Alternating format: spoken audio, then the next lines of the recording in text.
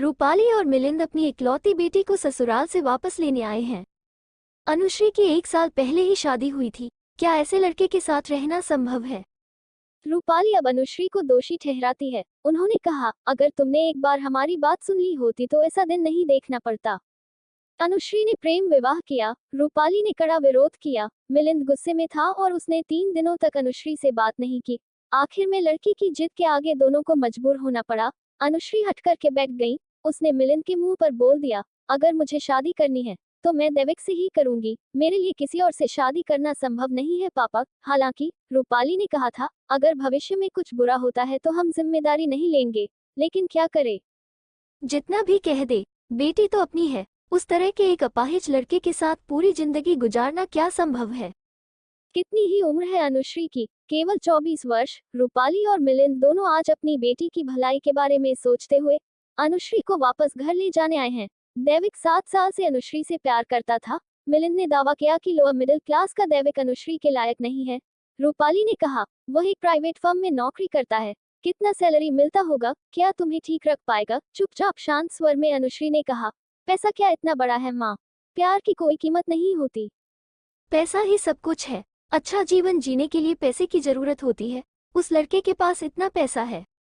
पैसा हो या ना हो, उसका साथ ही काफी है। अनुश्री के ऐसे शब्दों पर रूपाली अपना आपा खो बैठी और बोली, आज दिखाई दे रहा है कि ज्यादा प्यार दुलार करने का परिणाम कितना घातक हो सकता है। ये शासन बहुत पहले करना चाहिए था तुम्हें। कौन जानता था कि शादी के 1 साल के भीतर ही दैविक के दोनों पैरों की ताकत खत्म हो जाएगी। सब भाग्य का खेल है, नहीं तो इसी तरह दुर्घटनाएं होती रहती हैं। हादसा घर से महज 1.5 किलोमीटर दूर हुआ। बाइक दुर्घटना में कमर में गंभीर चोट। तब से यही स्थिति है, कंप्लीट पैरालिसिस, डॉक्टर बाबू ने कहा। फिजियोथेरेपी लंबे समय तक जारी रखनी होगी। डॉक्टर भी गारंटी नहीं दे सके कि वो स्वस्थ होंगे, लेकिन कोशिश करने में क्या बुराई है। दैविक एक मध्यम वर्गीय परिवार में अकेला कमाने वाला था। संजीव पहले से ही बीमार है। संजीव मतलब दैविक के पिता।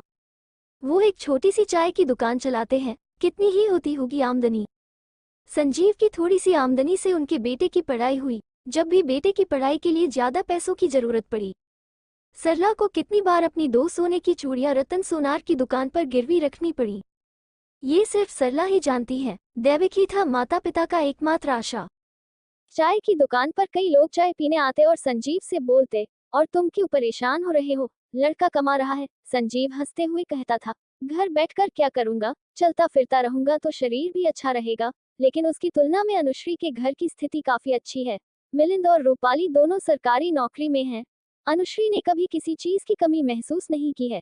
लेकिन किस्मत का ही कैसा मजाक है, अब ऐसी स्थिति आ गई कि अनुश्री को सुबह शाम ट्यूशन करनी पड़ती है। कौन जानता था कि ऐसा दिन आएगा।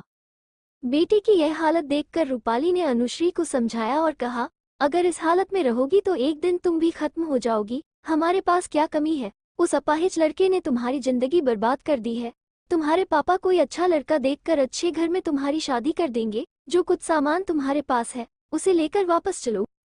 दैविक की हालत देखकर भी रूपाली और मिलिंद ने कोई सहानुभूति नहीं दिखाई।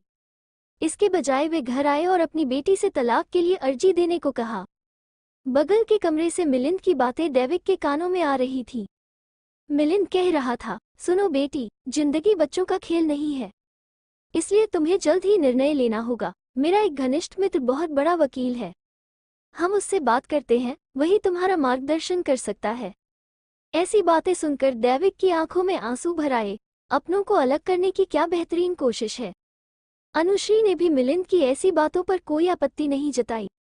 दैविक सोच रहा है, लोग कितना बदल सकते हैं। जो सच्चा प्रेम करता है वो कभी हाथ छोड़ता नहीं। लेकिन अनुश्री, दैविक को यकीन हो गया कि अनुश्री ऐसे कठिन समय में उसे छोड़कर चली जाएंगी। अनुश्री भी बदल गई। अपने पिता की बात सुनकर अनुश्री लगातार 2 दिनों तक वकील के घर गई। उस दिन अनुश्री को घर से निकलते देख उसकी सास ने पूछा, कहीं जा रही हो बहू? एक अच्छा वकील मिल गया, मैं उनके पास जा रही हूँ। क्यों? अनुश्री ने कोई उत्तर नहीं दिया। क्या ये जानना जरूरी है कि वो वकील के पास क्यों जाएगी? दैविक ने मां को कहा, अनुश्री जो कर रही है उसे करने दो, बीच में मत रोको। जिंदगी में अच्छा रहने का फैसला अपने आप को ही लेना है। अनुश्री, तुम जहां जा रही हो जाओ, तुम्हारी खुशी में ही मेरी खुशी है। अनुश्री उस दिन बिना कुछ कहे बाहर चली गई। किसी को जबरदस्ती नहीं रोका जा सकता। दैविक में अनुश्री को रोकने की कहा क्षमता है। स्वार्थ के आगे प्रेम भी हार जाता है। सुबह से ही जोर शोर चल रहा था। शादी में दिया गया सारा सामान ठीक ठाक कर लिया गया है। महंगे बिस्तर, अलमारियां, न जाने कितनी चीजों से घर भरा पड़ा है। भले ही उन्होंने प्रेम विवाह किया, लेकिन उन्होंने अनुश्री को बहुत सारे गहने भी दिए। रूपाली ने अलमारी से सारे गहने निकालकर अपने बैग में रख लिए। सरला और संजीव उसके चले जाने को स्वीकार नहीं कर पा रहे हैं। मध्यम वर्ग के लोगों के लिए यह एक बड़ी समस्या है। न तो वो किसी के आगे हाथ फैला सकते हैं और न ही कुछ बोल सकते हैं। बेटे का चेहरा देखकर सरला की आंखों में आंसू आ रहे थे, लेकिन क्या कर सकते हैं। इस बीच अनुश्री भी जाने के लिए तैयार है। उसने भी आज साफ सुथरी साड़ी पहनी हुई है। रूपाली उसे देखकर कहती है, फिर साड़ी पहनने की क्या जरूरत थी, इतने सारे सलवार सूट है, उसी में से पहन लेती। आखिर घर ही तो जा रही हो। दरअसल ये तुम्हारी गलती नहीं है, ये ऐसे खराब माहौल की गलती है।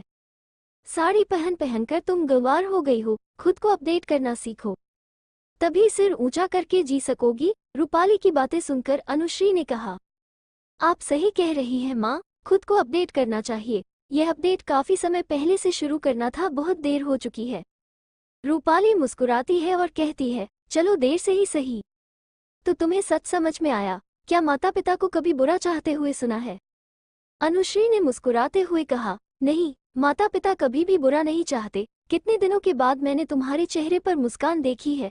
क्या तुम्हें पता है कि आज हम कितना अच्छा महसूस कर रहे हैं? मुझे भी बहुत अच्छा लग रहा है माँ। क्या आपने सब कुछ ठीक ठाक ले लिया?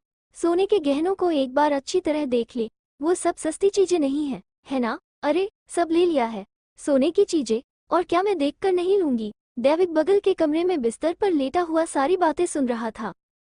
छाती फट रही थी। प्रियजन घर छोड़ रहा है। दैविक की आंखों से आंसू बह रहा है। सरला ने अपनी साड़ी का आंचल खींचा और आंखें पोंछकर अपने बेटे से कहा, सब कुछ नसीब है बेटा, स्वीकार करना होगा। इतने में रूपाली ने झट से कहा, देर करने से कोई फायदा नहीं, चलो अब चलते हैं, हमारी कार बाहर खड़ी है, जाओ बैठो। अनुश्री ने उत्तर दिया, कार में नहीं माँ, मैं ऑटो से जाऊंगी। अनुश्री की बात से नीलिमा को आश्चर्य हुआ, ऑटो में? ऑटो से कहाँ जाओगी? मैं तो आपके साथ नहीं जाऊंगी माँ। नहीं जाओगी मतलब? ये साड़ी पहन के जो तैयार हुई। अनुश्री मुस्कुराती है, हंसते हुए कहा, आपने सोचा भी कैसे कि मैं आपके साथ चलूंगी? आपको तो बताया ही नहीं, आज मेरा एक इंटरव्यू है, उम्मीद है नौकरी भी मिल जाएगी। अगर मैं काम नहीं करूंगी तो दैविक को कौन देखेगा बताओ? और तो और, इस उम्र में वो दोनों बुजुर्ग कहाँ जाएंगे? मेरे ससुर के दवा पर महीने में 2000 रुपये खर्च होते हैं। 2 महीने से दवा लेना बंद कर रखा है। मुझे उन लोगों के लिए कुछ करना होगा जिन्होंने मुझे इतना प्यार दिया है। घर पर रहने से तो नहीं चलेगा ना, ट्यूशन से कितने ही पैसे आते हैं। ये तुम क्या बात कर रही हो? ये सब सामान पैक हो चुका है और अब तुम बोल रही हो कि नहीं जाओगी? तुम्हारा दिमाग खराब हो गया है। दिमाग खराब क्यों होगा? मैंने सही किया है। आपकी दी हुई अमीरी के अहंकार को आपके साथ वापस भेज पा रही हूँ।